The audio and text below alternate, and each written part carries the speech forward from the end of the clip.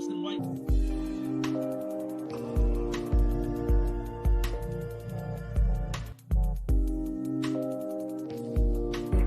much more do we have to take?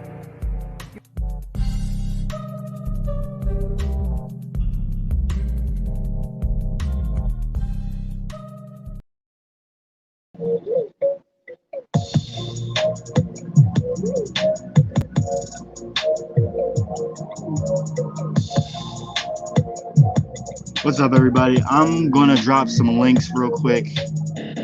Give me a second.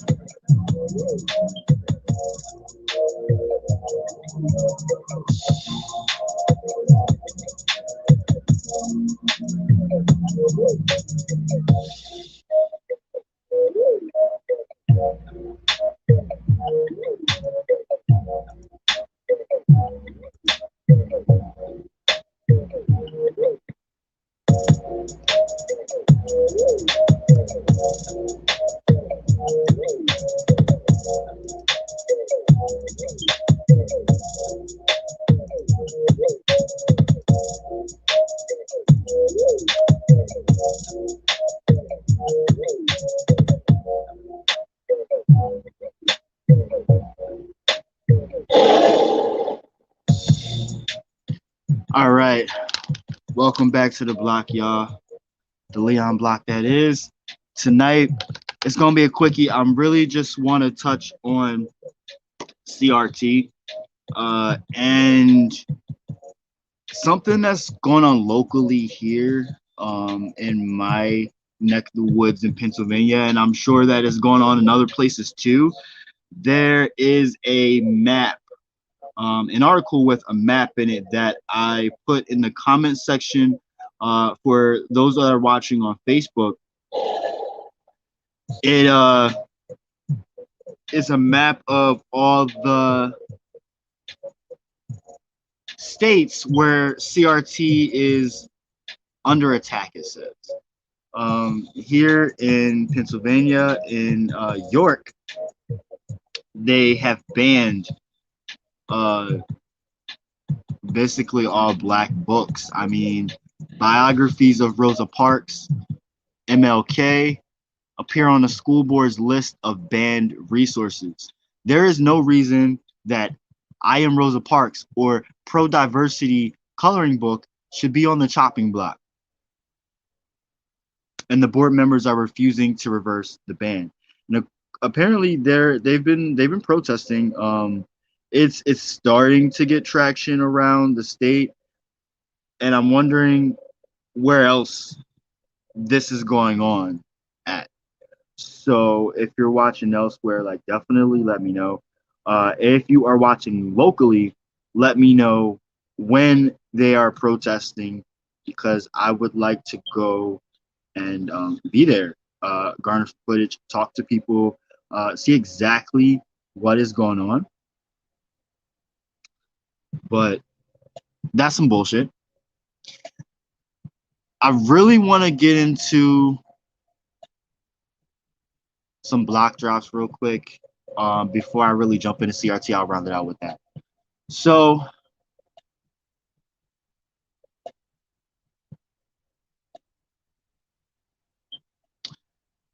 I find this interesting.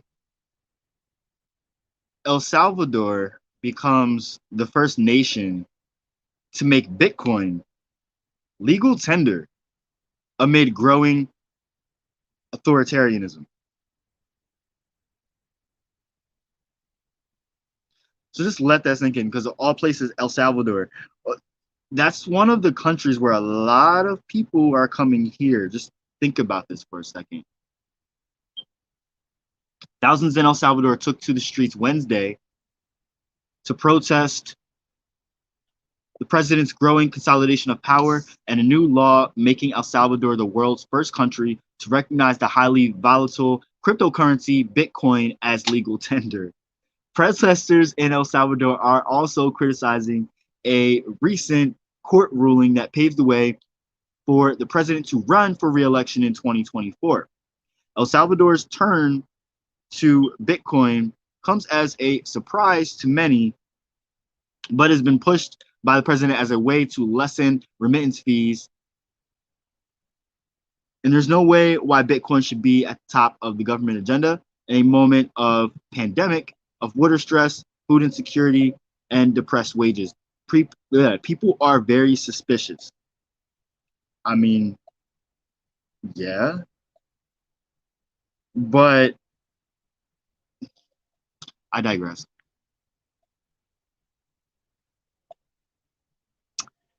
10,000 plus people marched against unemployment, poverty in Argentina amid mounting political crisis. In Argentina, tens of thousands of people led a march in Buenos Aires Thursday, protesting the country's economic crisis, chronic unemployment, and worsening poverty. A labor leader said some retirees cannot live, cannot eat, despite having worked all their lives. There is a situation of extreme poverty in which 11 million people eat in soup kitchens. Wow. There is also an extreme situation in which 5 million people are in severe poverty.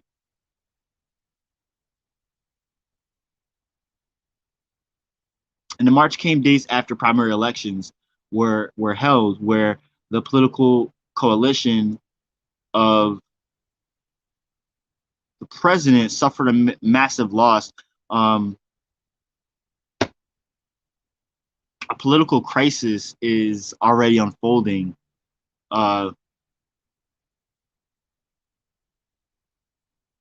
Same old bullshit. If anyone's wondering, you can actually go on Democracy Now! And check the headlines for the past week. That is where those were coming from, like this one. Federal judge bars Biden administration's use of Trump era rule against fast track deportations. I don't know difficulties with my freaking computer here. Give me a second. Ah, that's the one. UN warns time is rapidly running out to limit global heating to 1.5 degrees Celsius. The World Meteorological Organization warns in a new report that governments are falling far short of the Paris Climate Agreement's goal of limiting global heating to 1.5 degrees Celsius. The UN Weather Agency says only immediate, large scale reductions, does it every time, don't it?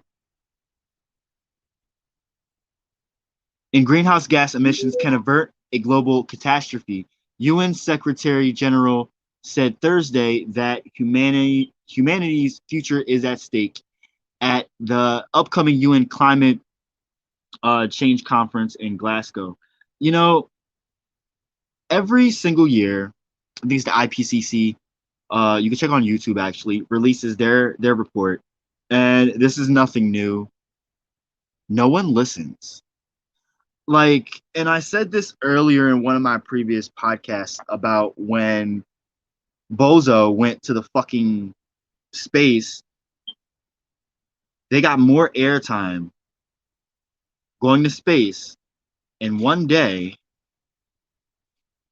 than climate change got in all of 2020. And just because there was an uptick of coverage this year, don't mean shit if they're not doing anything about it. Point blank, period. Like, full stop. It's no one's listening to the youth.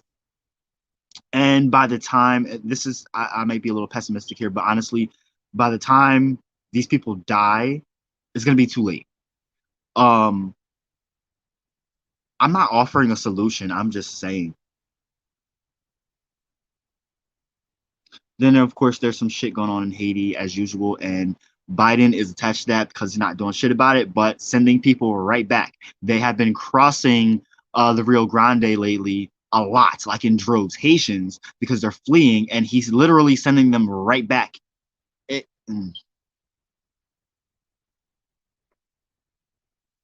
So, last thing is about CRT. If anyone, I mean, in case you're living under a rock, if you haven't heard about CRT and the debate, this has been something that has been drummed up since last year amidst Robin DiAngelo and people like her. I'm not knocking her, but talking and popularizing white fragility, it really got white people wondering, what the hell? But they really did not do their research. They automatically got offended and proved DiAngelo's point of white fragility. Actually, white fear breeds white fragility. And Robin DiAngelo got part of it, but she didn't get the entirety. So you got all these white folks going around thinking they woke and enlightened when really they don't know shit. And they're going around telling all these people that don't know shit at all, shit that they don't know either. And it's just a whole bunch of shit. My point is, we get to CRT and don't nobody know shit. But the black people, but once again, what do we know? But for people who don't know, CRT is an intellectual movement and loosely, so some people say, I'll say that, loosely organized framework of legal analysis based on the premise that race is not a natural, biologically grounded feature of physically distinct subgroups of human beings, but a socially constructed, culturally invented category that is used to oppress and exploit people of color. In other words, during colonization, colonial times, the idea of gender and race was made. It was invented to make a hierarchy or caste system, if you will, in some sorts, to put white people on the top and black or darker people at the bottom. And what we know of as today, it's just like status quo. We just see it the way it is. We don't think twice about it. But the fact that white people are upset about this being taught speaks for itself.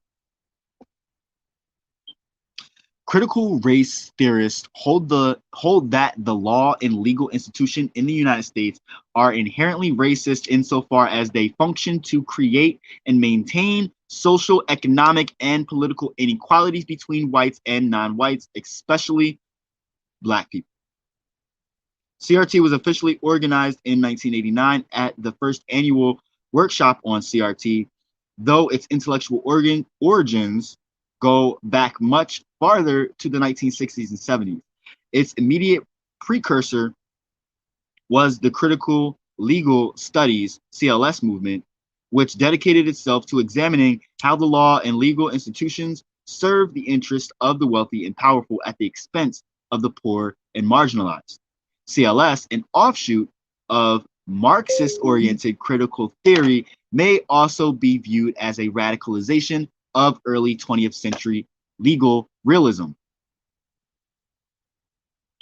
a school of legal philosophy according to which judicial decision-making, especially at the, I can never say that right.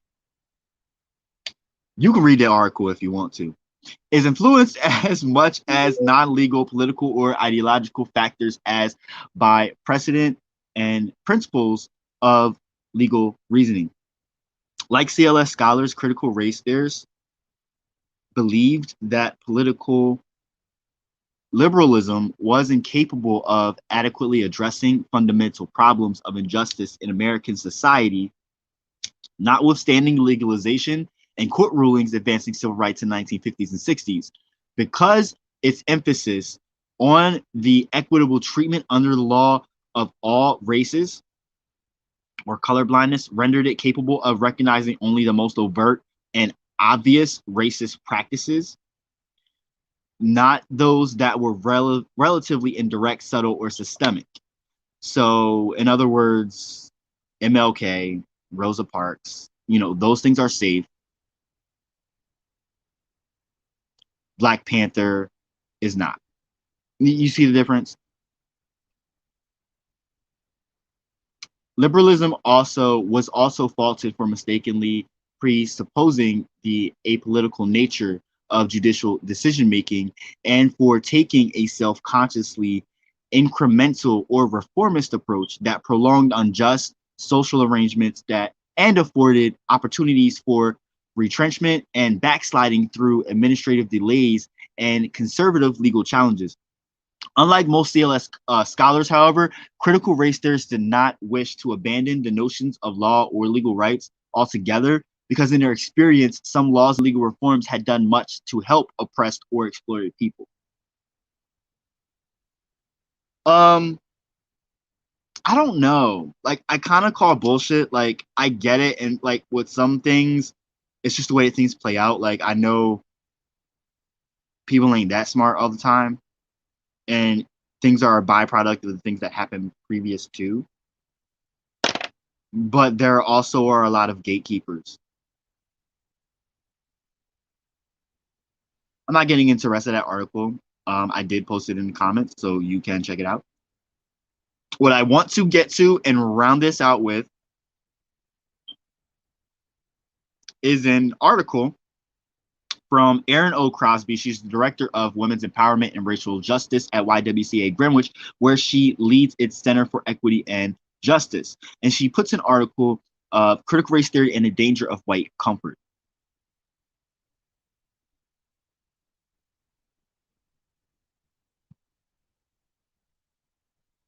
For too long, we have struggled to tell the truth about systemic racism in this country. It has harmed us as individuals and as a society and threatens student learning and child development. Attacks on critical race theory, culturally relevant curricula, and diversity, equity, and inclusion only amplify the need for frameworks and tools that equip school leaders and teachers with the knowledge and skills to help students understand why and how racism persists in the United States. While it is important to point out that CRT is not being taught in pre-K through 12 schools, it is noteworthy how educators feel about discussing race and racism in the classroom. A 2016 study with a nationally representative group of teachers revealed that a majority agreed that race should be discussed in the classroom. However, they felt deeply unprepared to have such discussion. Our classrooms reflect a societal reality. But rather than preparing teachers to equip students for an increasingly diverse world, policymakers are actively thwarting progress. According to Education Week, by late August 27th, states had introduced bills or taken other steps that would restrict teaching critical race theory or limit how teachers can discuss racism and sexism. Such legislation is not about critical race theory. It is designed to deny white students the opportunity to grapple with our country's complex and often difficult history. And it subjects students of color to an educational experience that does not fully acknowledge or honor their existence. When white comfort and approval are prioritized about issues of race, it works to our collective detriment. We have seen this tension play out repeatedly. We debated the removal of Confederate monuments because white people centered the conversation on Southern pride rather than racism that nearly destroyed the country. A Black mother in Texas had to take on the state board of education because her son's history textbook described enslaved Black people as workers rather than humans forced into property status to provide free labor. Today, we are struggling to get accurate information about why insurrectionists laid siege to the United States Capitol because the thought of recognizing the prevalence of white domestic terrorism is too unpalatable for us. Those opposed to talking about racism and systems of oppression in educational settings demonstrate a belief that white people alone are central to America's existence. Too often, centering the narratives, truths, and contributions of Black, Latinx, Asian American, Pacific Islanders, and Native Americans is perceived as a threat to white identity and American greatness. Black, Indigenous, and people of color labored, fought, and believed in this country even when it gave us every reason to abandon it. People of color are not supporting caste in U.S. history, nor do we exist adjacent to whiteness. We are central to the American story. Our classrooms remain an important space for community building. As such, our teachers must have the permission, knowledge, and skills to help students navigate our country's complicated past and present with racism. I read that totally wrong. Our country's complicated past and present with racism. We know that as early as 3 months, babies can distinguish faces based on race. Research shows also that unless parents and teachers talk with children about race and racism, they will develop racial prejudices. When we ignore or avoid discussing racism and sexism, children's identity development and social skills are affected.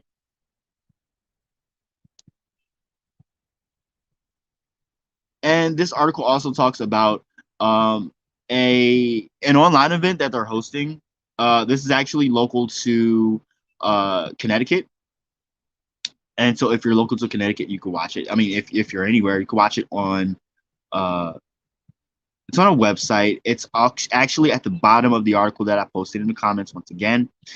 And that really pretty much wraps it up. I really just wanted to hit that article, that opinion piece from this amazing woman, Erin Crosby. I don't know anything about it. I just came across this.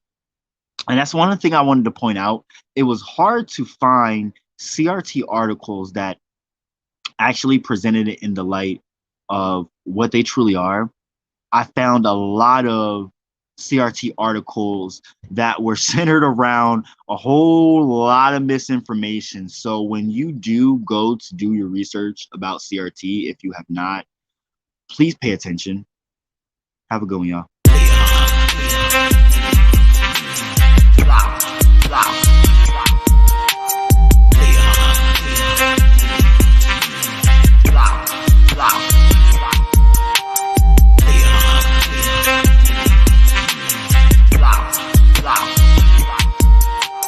Leon. Blah, blah.